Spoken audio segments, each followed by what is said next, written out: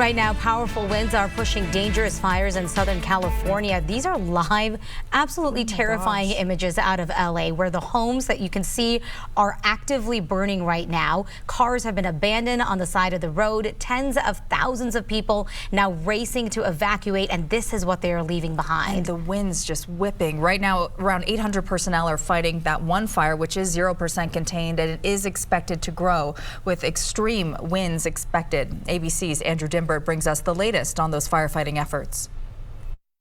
Overnight, hurricane-force winds fueling wildfires in Southern California, burning the equivalent of 5 football fields per minute. Firefighters battling flames in the foothills of Pacific Palisades, a coastal neighborhood of LA. New video shows the Palisades Charter High School burning, along with a theater across the street. Several homes also engulfed in flames. No immediate word on how many.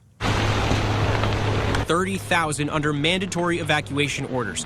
Officials say the fire is particularly hard to fight because the department's planes and helicopters have been grounded. The fire is being fueled by a combination of strong winds and surrounding topography, which is making it extremely challenging for our personnel that are assigned to this incident.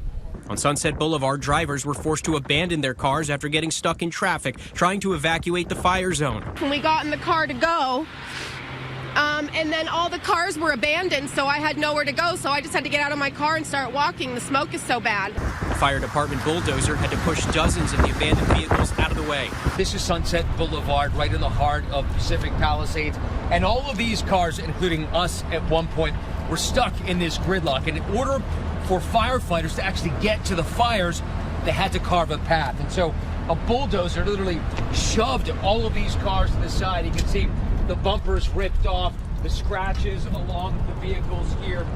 A second fire then breaking out about 30 miles away in the hills above Pasadena. Sounds like a train.